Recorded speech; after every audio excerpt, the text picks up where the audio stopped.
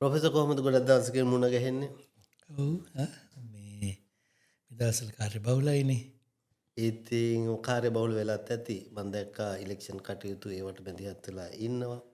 ඇත්තටම ටිකක් වෙලාව එක විදිහක් ගත්තොත් එහෙම ඉතාම වැදගත් ඉලෙක්ෂන් එකක් අභිමුඛව තමයි. ඒ කියන්නේ ඉස්සරහට එන්න නියමිත ඉතා වැදගත් ඉලෙක්ෂන් එකක් දැන් පවත්වමින් යන්න නියමිතයි.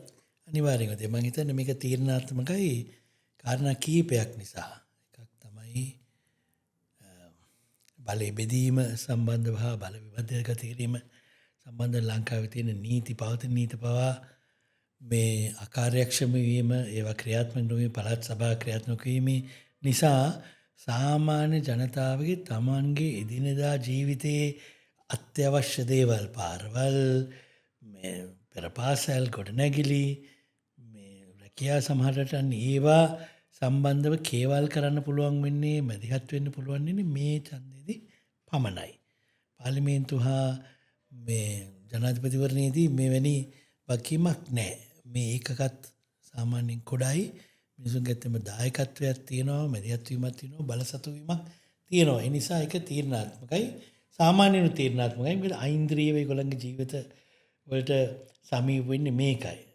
හැබැයි දැන් මං කිව්ව පවතින විමධ්‍යගත කිරීමක් හෝ බලය බෙදීමක් හෝ නොමැති අවස්ථාවක මේක ඉතාමත්ම වැදගත්. ඒ නිසා අපි මේක ආරක්ෂා කරන්න මේක දැන් ඔබතුමා දන්නා වගේ මේ 2023 තියන්න තිබ්බ ඡන්දෙනේ මේ නැවත කල් ගිහින් තියෙන්නේ.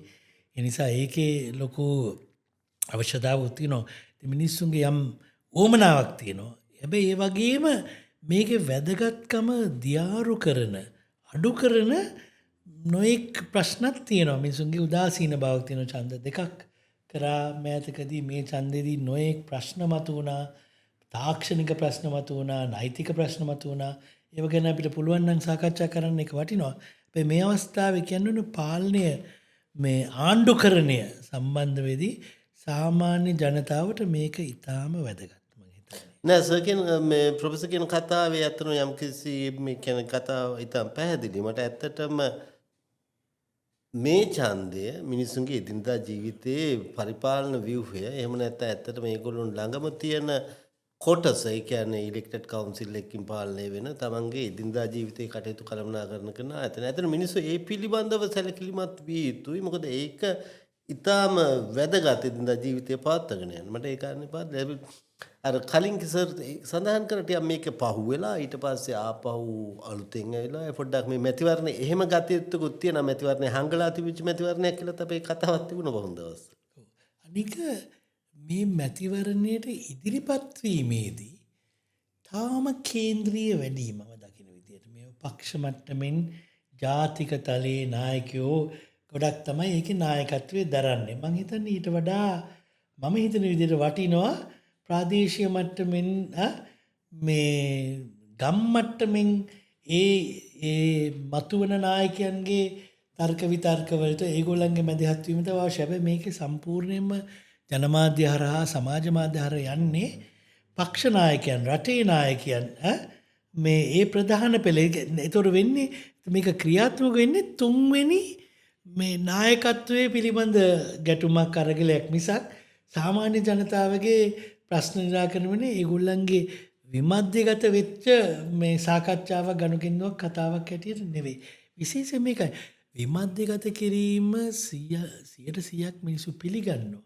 අර ජාතිකත්වවාදයේ මත පදනම් වෙච්ච මතවාදය නිසා පළාත් මේ සභාවලට තියෙන විරෝධය නිසා තමයි ඒක ප්‍රතික්ෂේප වුනේ. නැත්තම් ඒක හැමෝම දන්නවා අපේ පළාත තුලින් අපේ සියලුම දේවල් නිර්ණය කිරීම වැදගත් කියන එක මිනිස්සු පිළිගන්නවා. හැබැයි අර බයක් තියෙනවා රට බෙදෙයිද, සමහර සුළුතර කොටස් එකකින් අයුතු ප්‍රයෝජන ගනීද, සමහර ඩයස්පෝරාවෙන් මුදල්. ඒ නිසා ඒ මතවාදී ප්‍රශ්න නිසා මම හිතන්නේ අත්‍යවශ්‍ය දෙයක් නොමැති නිසා මෙන්න මේක අර හිඩසත් එතන වෙනවා. ඉතින් මම කියන්නේ මේ ක්‍රමවේදය පිළිබඳව අපි නැවත හිතන්න ඕනේ. ඒක වෙන්නේ නැති උදාසීන බවකුත් මොකද මේවා ඇත්තටම මධ්‍ය කියන්නේ කේන්ද්‍රගත දේශපාලනයේ නැවත කරලියක් බවට පත් කරගෙන.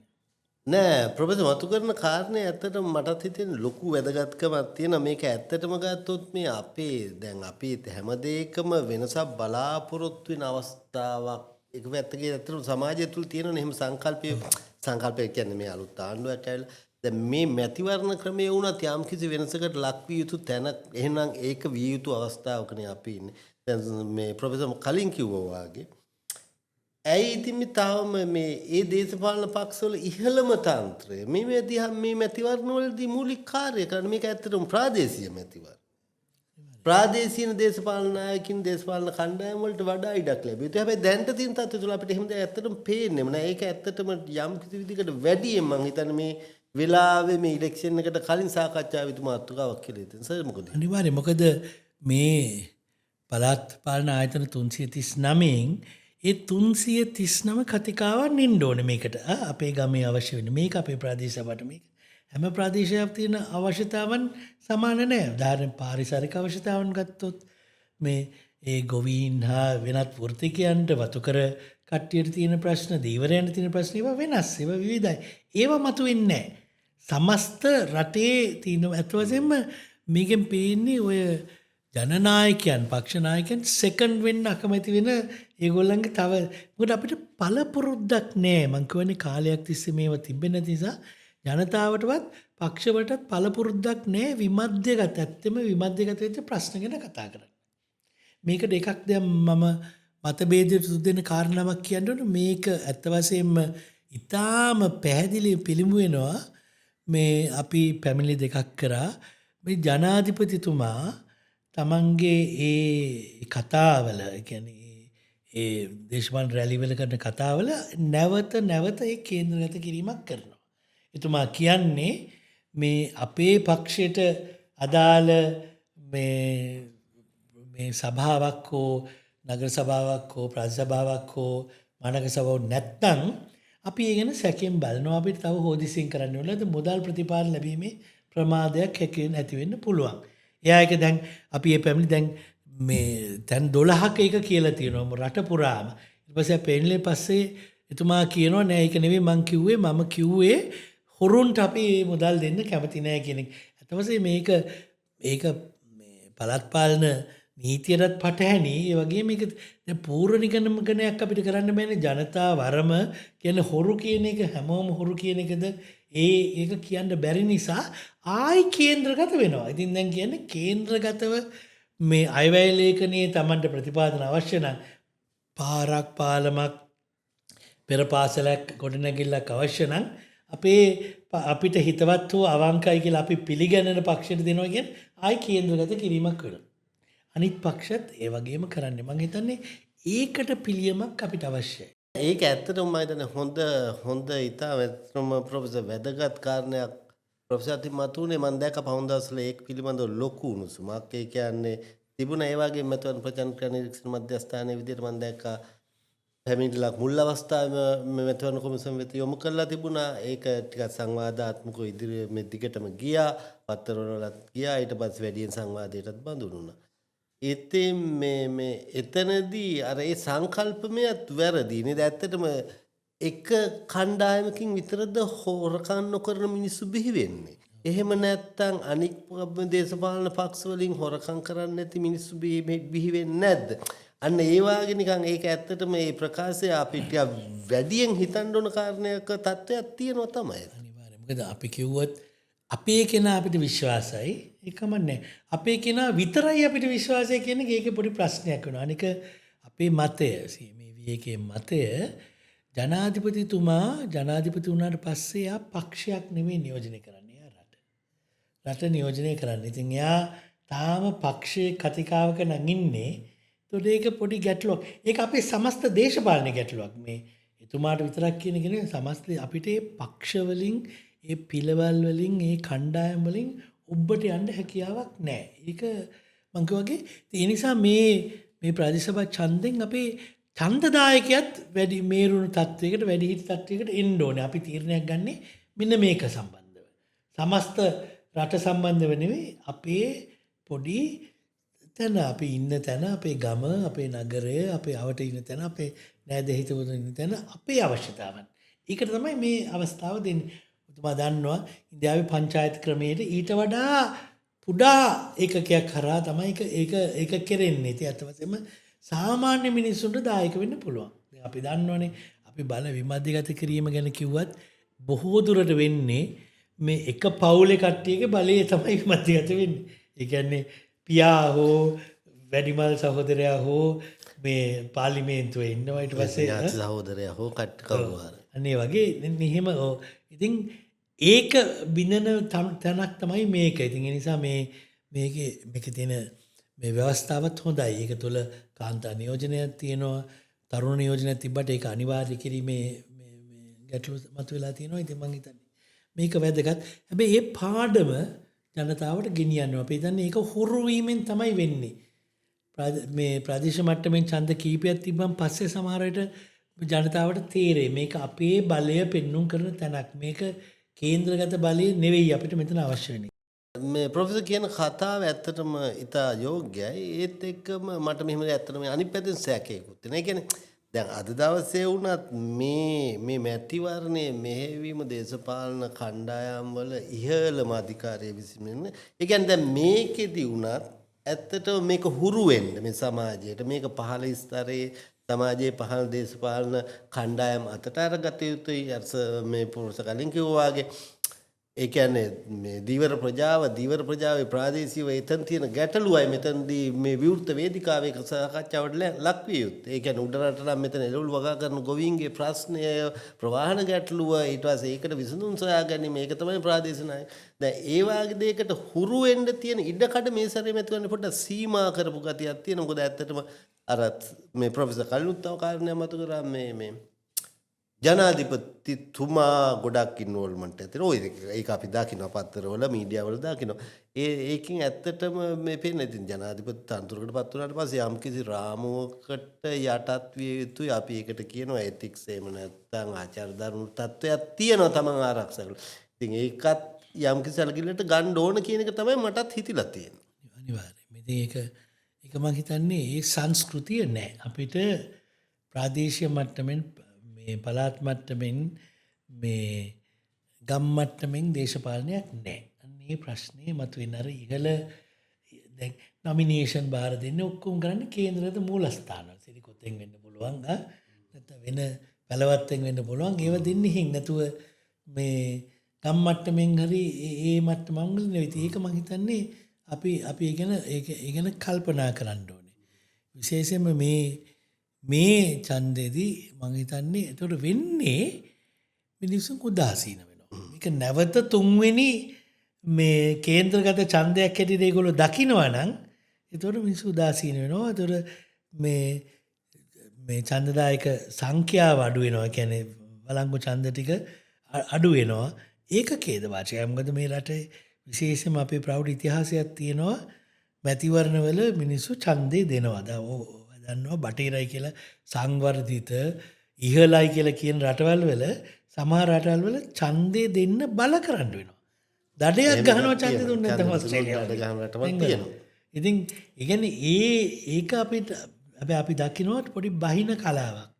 ඒක මම හිතන්නේ අපි ආරක්ෂා කරන්න අපිට අපේ මූලික අත්දැකීම් වල පේනවා මේ ඡන්දෙදිත් සමහර විට මේ ඡන්දදායකයන්ගේ පැමිණීම සහභාගීත්වය ඌන වෙන ප්‍රවණතාවත ඒක මේ ප්‍රශ්නේ. මොකද ඒගොල්ලෝ දකිනවා නම් නැවත මේක මේ මහාලින්ගේ මේ ඡන්දයක් හැටියට ඒගොල්ලන්ගේ පොරයක් හැටියට වුණොත් අපිට අදාළ නැහැ කියන අන්න ඒක ඊටාම ඛේදනීයයි. නේ තමන්ගේ ඡන්දේ අපිට අදාළ නැහැ කියන එක හිතනවා නම් අපිට ඒක දායක වෙන්න බෑ. අපිට ඒකේ වටිනාකමක් එකතු කරන්න බෑ කියලා හිතනවා නම් ඒක ලොකු ප්‍රශ්නයක්.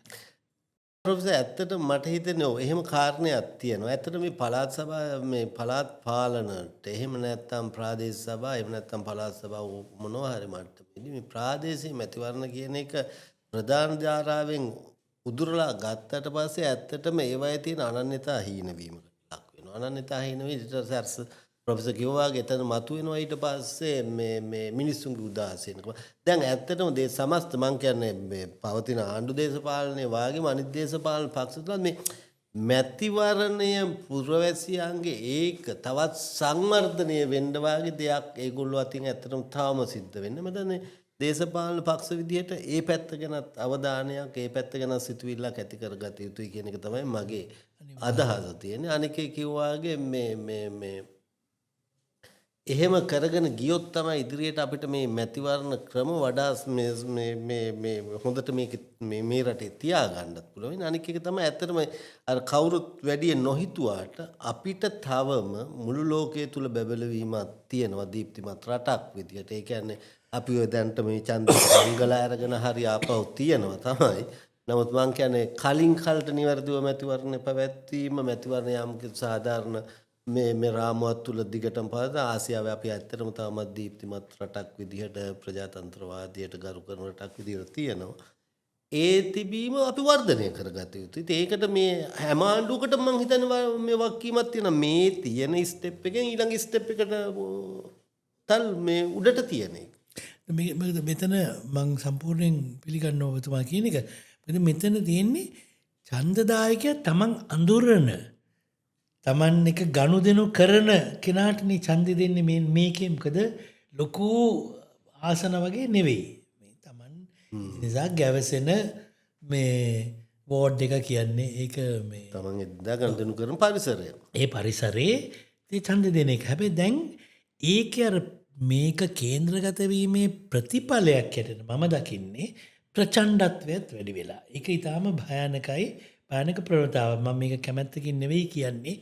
මේ අපිට දැන් පවතින තත්ත්වය අපිට පේන්නේ මේක පසුගිය අවුරුද්දේ තිබ්බ ප්‍රධාන මැතිවරණ දෙකට වඩා ප්‍රචණ්ඩ ස්වභාවයක් පෙන්눔 කරනවා. දැන් ඊයේ 22 වෙනිදා පවා මරණ දෙකක් සිද්ධ වෙලා තිනවා. කවදාවත් ඔය ගිය අවුරුද්දේ තිබ්බ ඡන්දවල එහෙම සිද්ධ වුණේ නැහැ. ඍජු ලෙස අපේක්ෂකයන්ගේ මේ ආධාරකරුවන් මරණ සිද්ධි තියෙනවා. ඒ වගේම ආයුධ භාවිතා කිරීම වගේ දේවල් තුළ අපි ඉතින් ඒකට එක ගම් මට්ටමේ මේ ප්‍රදේශ සභා මට්ටමේ ඒවා එච්චර සිද්ධ වෙන්න විදිහක් නැහැ නේ. මිනිස්සු ආයි ගමට එනවා, ඒ ප්‍රදේශ සභාවට එනවා.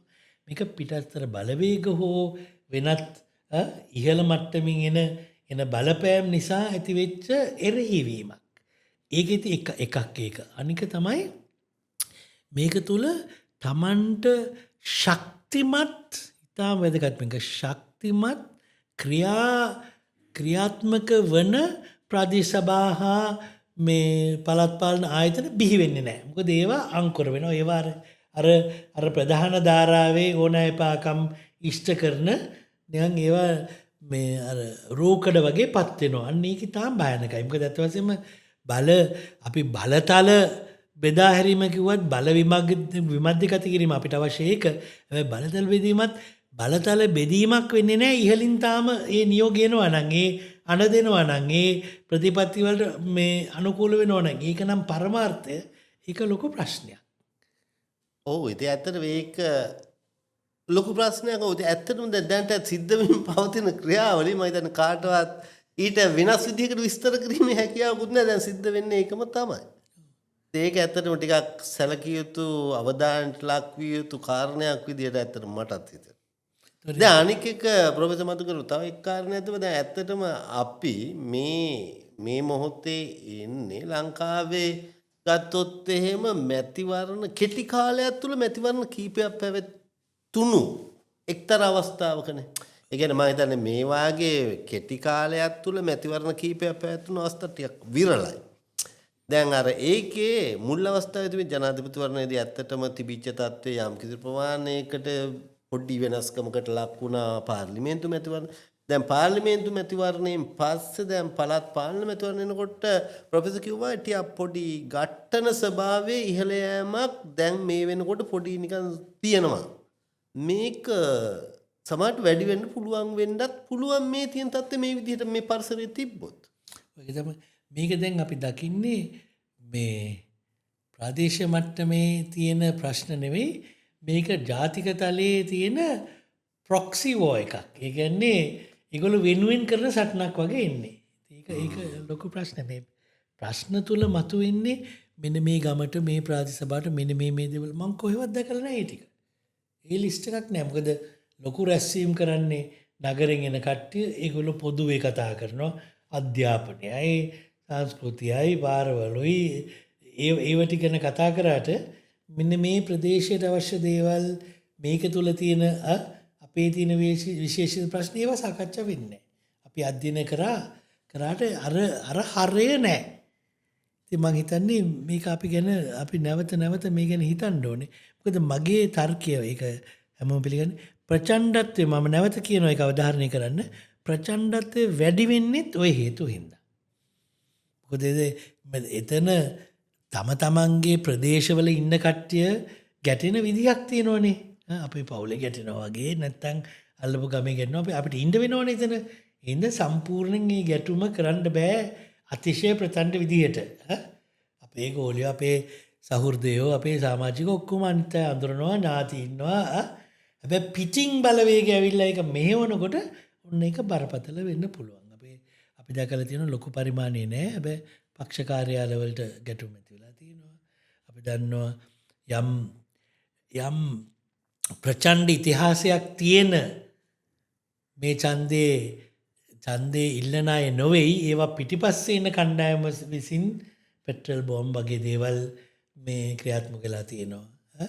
කොටි බැට මොහොම දරුණු ලෙස ඒවා සිද්ධ වෙලා තියෙනවා.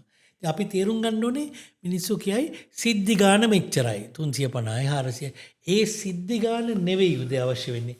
ඒ සිද්ධිවල බලපෑම. දැන් එක ප්‍රාදේශ සභාවක කෙනෙකුට ගැහුවනම් ස්පිරිතාලේ යන්න එතකොට ඒකේ අපේක්ෂණ ඔක්කොටම ගහන්න ඕනේ නැහැ. එක්කෙනෙකුට ගහන එකෙන් ඒ පණිවිඩය යනවා. නෑ සර් ඒක මේ ප්‍රොෆෙසර් ඒක කියන්නේ ඇත්තටම තීරණාත්මක ඔන්න ප්‍රකාශයත් එක්ක මම ගොඩාක් එකඟ වෙන කාරණා. ඇත්තටම දැන් අර අපි කලින්ම කිව්වේ ප්‍රොෆෙසර් මතු කරා වගේම ජනාධිපතිතුමාගේ ප්‍රකාශය කියන්නේ වචන 5-6ක දෙයක්. හැබැයි මේක මුළු සමස්ත ප්‍රතිඵලයටම බලපාන්න පුළුවන් බලපෑම් සහගත ප්‍රකාශයක් වුණානේ. හැම රැස්වීමක අවසන් වෙන්නේ මේකෙන්. හිතන්නකෝ රැස්වීම 15ක අවසන් වෙන්නේ මේකෙන්. ඉතින් ඒක ඇත්තටම මේ කියන්නේ බලපෑම කියන එක අර කිව්වාගේ ඇත්තටම ප්‍රචණ්ඩත්වයක් එනකොට දැන් මේ වගේ දේවල් එනකොට මිනිසුන්ගේ සිත්මනස් ඒ කියන්නේ ඒ ඔස්සේ බරපතල විදියට නිකන් බලපෑමකින් වෙනස් වෙන තත්ත්වයක් වගේ තියෙන. ඉතින් ඇත්තටම මට හිතෙන්නේ මේ රටේ පුරවැසියෝ හිතන්න ඕන මේ ඡන්දය කියන්නේ මොකද්ද? ඊට පස්සේ මේ ඡන්දය ඇයි අපිට වැදගත් වෙන්නේ? ඒ අනුව අපි කොයි ආකාරයෙන්ද කටයුතු කරන්න ඕන කියන එක. ඔයාගේ ප්‍රාදේශීයව Tamanට දේවල් එක්ක තමයි මේ ගණ දෙනු සිද්ධ විත්‍ය අදහසක තමයි මං ඉන්නේ. අනිවාර්යයෙන් මං හිතන්නේ ඒක වැදගත්. මේ මොකද 2018 ඡන්දේ ගැටලු තිබ්බනේ. මං හිතන්නේ ඒක අපි ප්‍රතිනිර්මාණය කරන්න ගියා නම් මේ ප්‍රශ්නයක් තියෙනවා. දැන් අපි අලුත් පැත්තකට ගිහින් තියෙනවා ප්‍රචණ්ඩත්වයේ අඩුයි. පශ්චාත් ඡන්ද ප්‍රචණ්ඩත්වයේ බිඳුවටම වගේ කියන්නේ ඉතාම අඩු තරමට බැහැලා තියෙන්නේ. ඒ අවදාන මේක ආරක්ෂා කරන්න මම මේ පාර ඒකේ checks and balances ඒක සීමා කිරීම ආරක්ෂා කිරීම නැහැ. මේ ඡන්දේ ටිකක් අවුල් විදියට කෙරුණේ. අපි ඒක මතක් කරන්න ඕනේ මේ නොමිනේෂන් පත්‍රිකා බාර ගැනීමේ ප්‍රතික්ෂේප කිරීමේ ඒකේ උසාවි දෙකේ තියෙන පරස්පරයන් ශ්‍රේෂ්ඨාධිකරණය හා මේ අභියාචනාධිකරණයේ තියෙන පරස්පරනුත් මේකට බලපෑම. ඉතින් ව්‍යාකූල තත්ත්වයක් තියෙනවා ඒ සම්බන්ධව. ඒ පිළිබඳ යම් සංසුන් බවක් තියෙනවා ඒකේ. ඒ නිසා ඒ සියල්ලම තුලින් අපි දකින්නේ ඊළඟ දවස් 15 තීරණාත්මකයි. ඇත්ත වශයෙන්ම අපි ජනතාවට බොහෝම ආදරෙන් කියන්නේ ඒ බාහිර ප්‍රචණ්ඩත්වයට හිස නමන්න එපා. ආරක්ෂා වෙන්නේ වෙනුවෙන්. මේක තමන්ගේ ඡන්දයක්.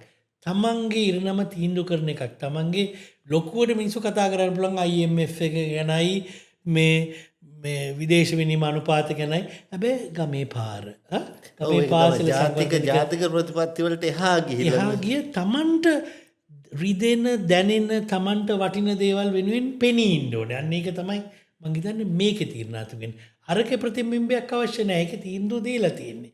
ඒ වරම දීලා තියෙන්නේ. දැන් ශක්තිමත් පළාත් පාලන ආයතන අපි ගොඩනගා ගන්න ඕනේ.